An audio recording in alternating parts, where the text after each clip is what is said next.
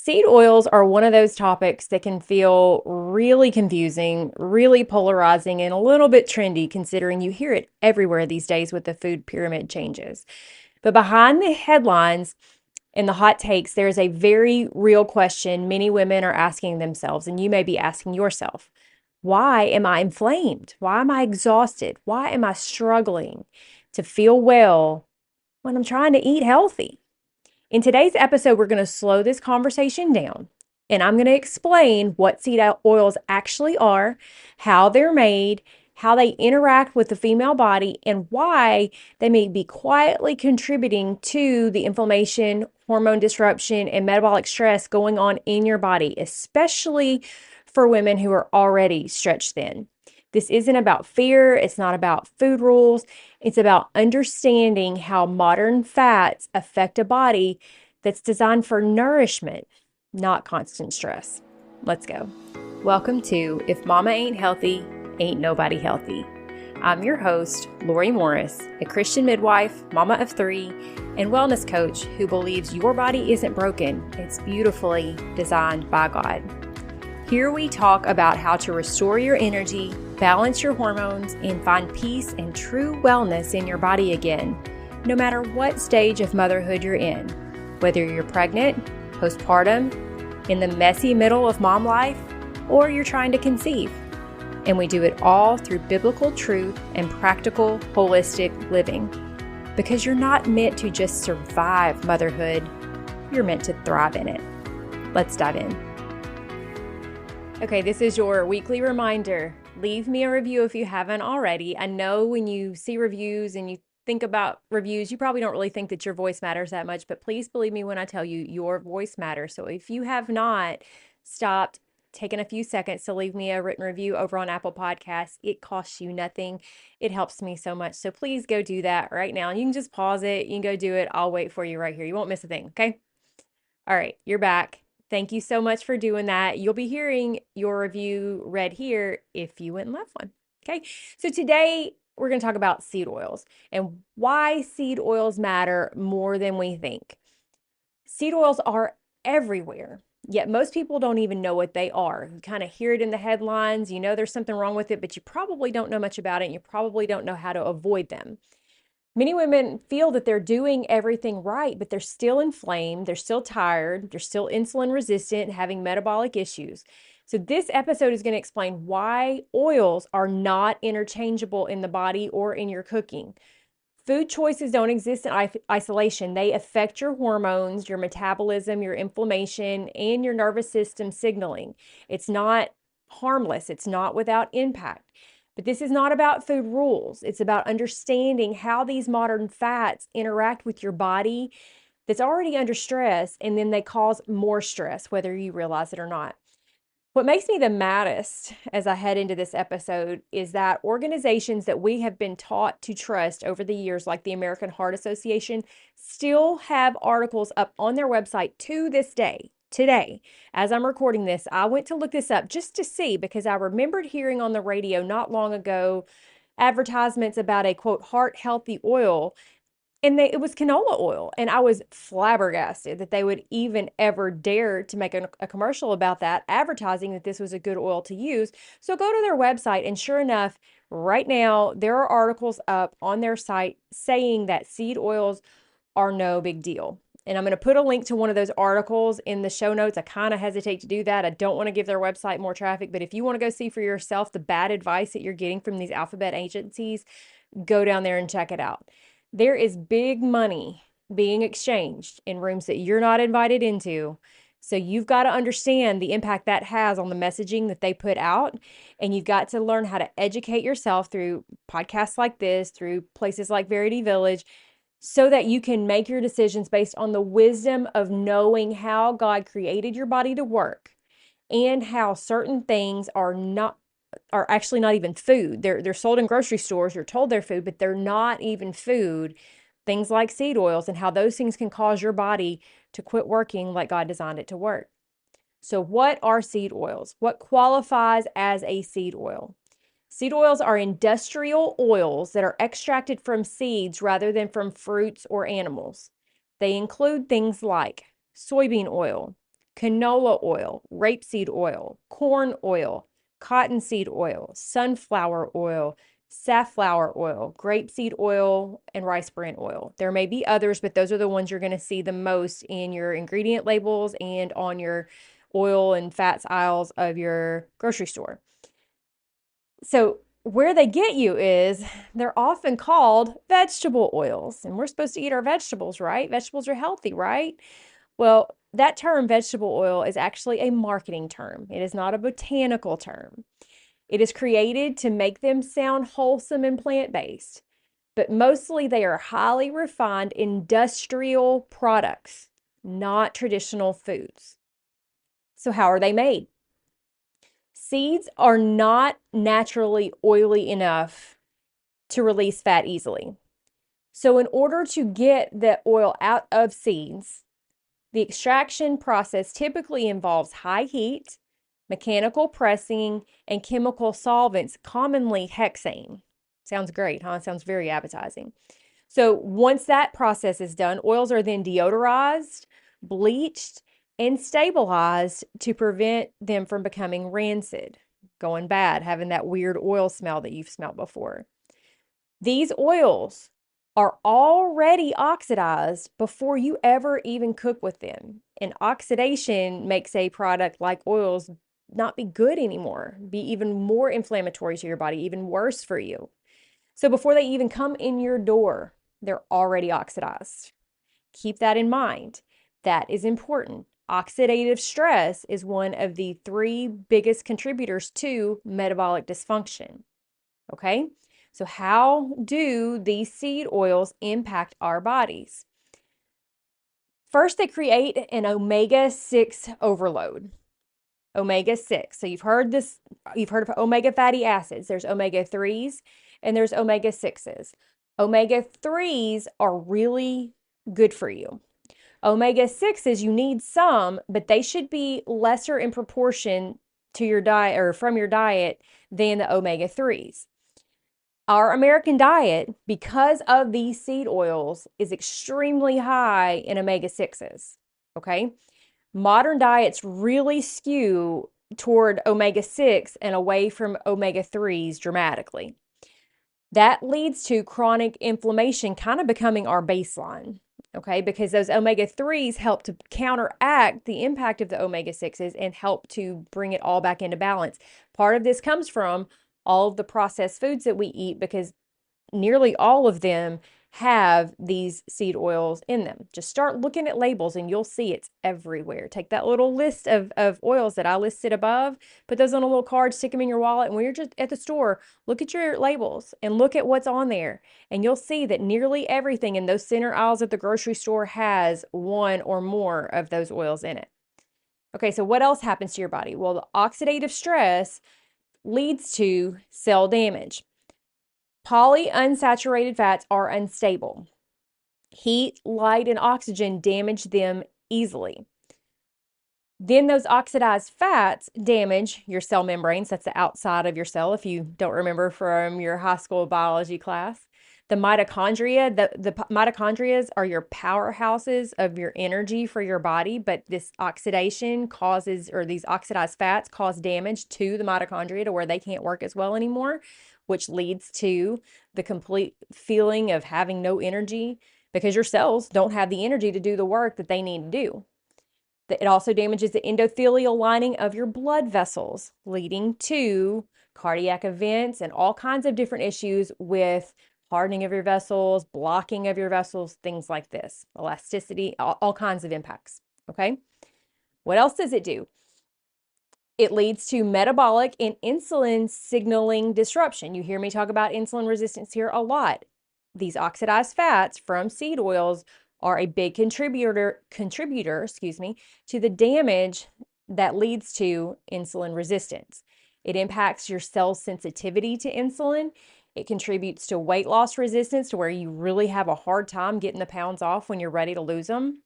It leads to fatigue, blood sugar swings, and it's particularly particularly problematic for postpartum women and for women who are under chronic stress because of the compounded results or the compounded impact from the time of life and all that's going on in your world at that time. These oils also lead to hormone and nervous system effects. Your cell membranes rely on stable fats to receive hormone signals. Inflammatory fats disrupt that signaling, so it makes things worsen, like things like PMS, anxiety, brain fog, thyroid dysfunction. All these things are either directly contributed to or caused to be worse by these seed oils and the oxidized fats that they create. Why are women especially vulnerable to these problems? Well, women already juggle things like hormonal cycling, right? Every month, our hormones are going through a cycle that is part of how God made us. But the inflammatory impacts cause exacerbation of the stress that cycle can already cause our bodies. We also juggle pregnancy and postpartum depletion because as we're making these babies, they are taking from our bodies what they need. And if we are not able to put back in the nutrition that we need or that nutrition is impacted by these inflammatory fats, then it depletes us even further.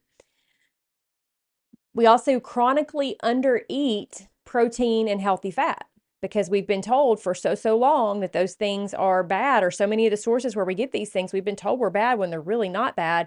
And so over the years, we have not been taking in the amounts of protein and healthy fats that we need, leaving us, again, depleted.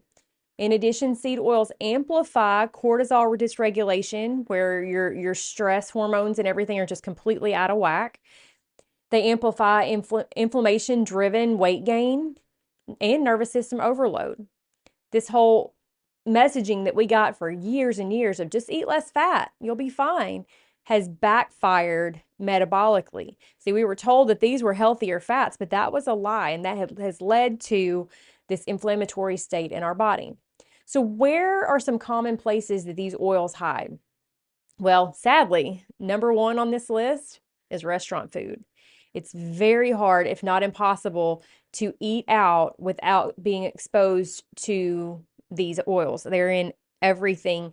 There are apps that you can get on your phone. They cost money, but they will help you to find restaurants that prepare their foods using other oils besides seed oils. Those are worth having. But in a place like where I live, you go to the app, there's nothing there because everybody uses it. So you have to be very aware that even if you're making healthy choices at restaurants, they're still going to have these inflammatory fats. So you need to really eat out as little as possible and eat at home as much as possible. These oils also hide in salad dressings, especially condiments, mayonnaise, crackers, chips, healthy, quote, healthy packaged snacks, baby food. Yes, baby food, toddler snacks, all those nice, easy, convenient foods that you see on the baby food aisle. Look at the ingredients. There are often inflammatory fats from these seed oils hiding on those labels. Protein bars that you're told are healthy, protein shakes you're told are healthy. Look at the labels. These oils are hiding there. You're going to have to become the kind of person that looks at labels. I know that's annoying. I know you don't want to do that. But if you want to be healthy, you're going to have to do all you can to get these inflammatory fats out of your diet. It's about reducing it. You might not be able to get them all out completely, but everything you get out is improvement. All right, so I've told you all the bad things. I've told you why these seed oils are the bad guy. So now what? What are you supposed to do, right? Well, let's talk about what the healthier oils are. What are the healthier fats that you can use? You want to look for fats that are heat stable.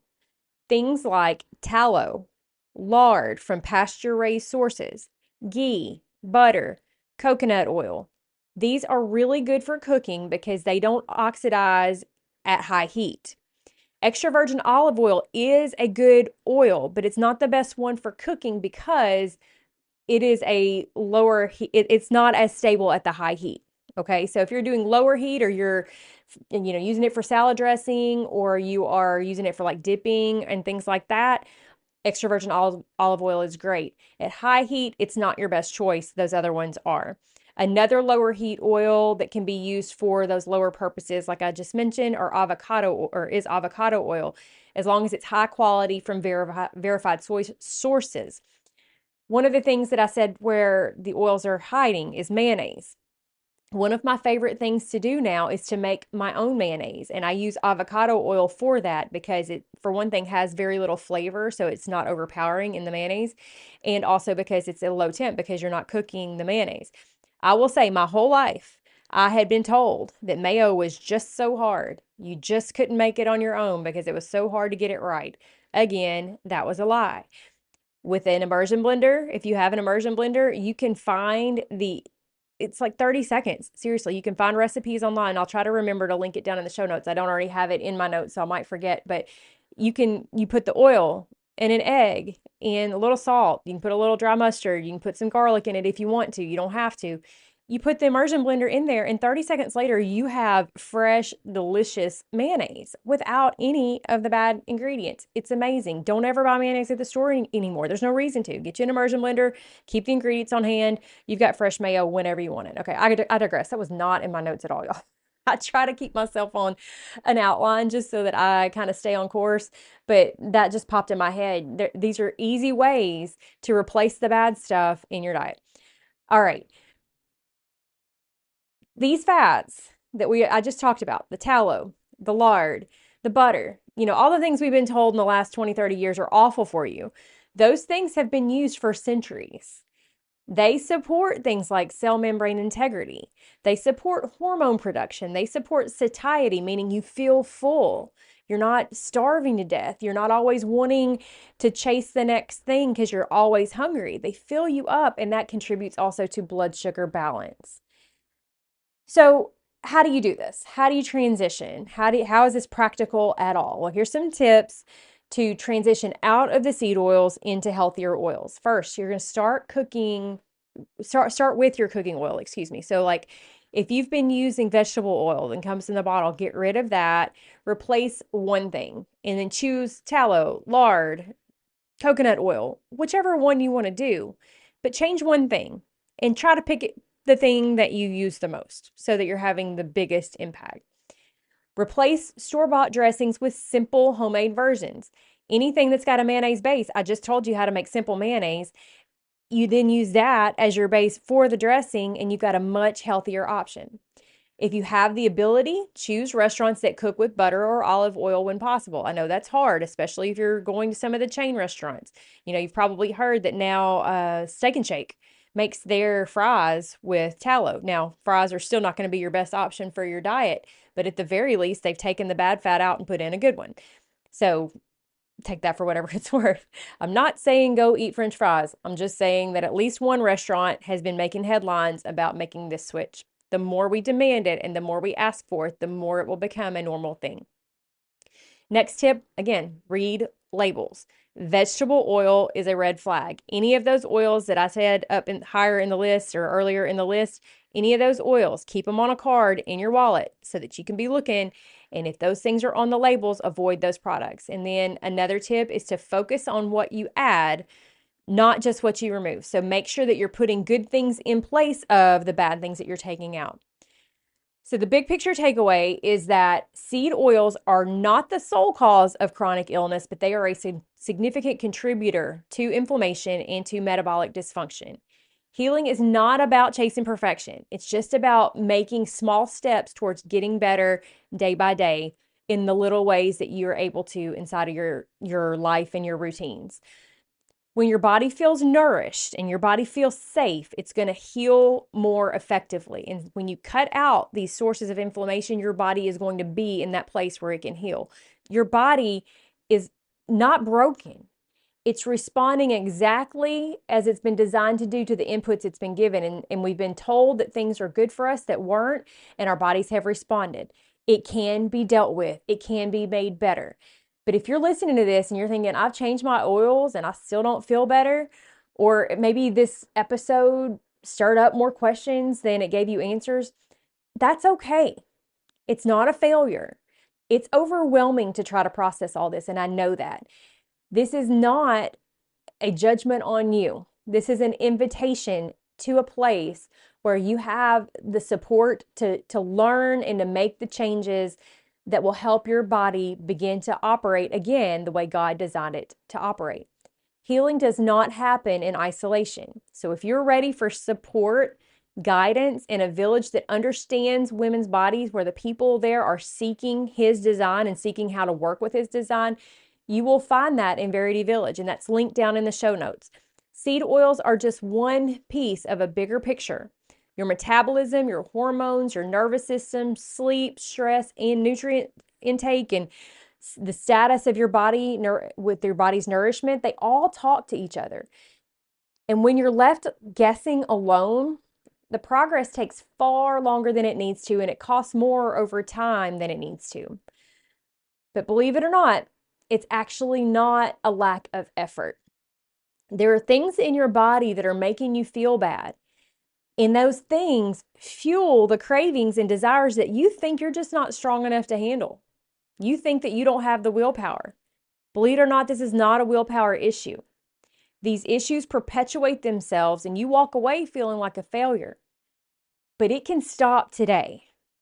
There are very real steps that you can take to cut off these problems that you've been having, to start to heal and to learn how to undo the damage, undo the cravings, all these things. That's why I coach women. If you're tired of your doctor telling you that nothing's wrong when you know something's wrong, something is definitely wrong, coaching is for you. And you can apply in the show notes, links down there. I've been talking about this for weeks. But coaching is for women who want individualized guidance. You want your lab so that you have that clarity in all the decisions you're making. You want someone walking beside you as your body recalibrates, as you start to learn how to make your body work the way God designed it to work. This is not lighthearted. It's not for the person that's just saying, maybe I'll get healthy this year. But rather, it's for the woman who's saying, I am tired of this. I am ready for real lasting change. I'm ready to feel good. I'm ready to be the wife I know I can be. I'm ready to be the mom I know I can be. That is why I started coaching women like you, because I know you can feel better. I feel better now at 44 than I can ever remember feeling. I have more energy. I never would have thought that I could feel this way. I've lost weight easily. And I was told that wouldn't happen in your 40s because your hormones, right? No, that was also a lie. Coaching is personalized support, and it's accountability, and it's a game changer. But if that sounds like a little too much for you, Verity Village is for the woman who wants education, the woman who wants community and ongoing support. So she's not trying to piece it all together from podcasts or Instagram. She wants the deeper conversations and the support and the friendships. That's where Verity Village is for you. That is the place you want to be. We're having great conversations there. We've already had 2 of our live calls. We would love to have you join us there as we all work to grow together and to learn how to work with our bodies God's way. So if you're ready to stop guessing and to start healing with clarity and confidence, you'll find links to both down in the show notes. I hope this episode has helped you a lot. I hope you've learned. If you have learned something, I hope that you will share this episode with a friend, and I will see you right back here next week.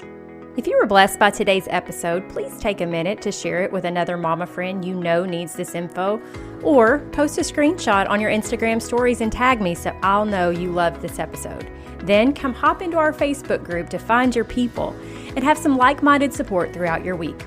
Also, I'd love it if you'd head to YouTube and subscribe to my channel. You can find links for all of these things in the show notes. I'm so thankful for you, and I look forward to hanging out again with you right here next week.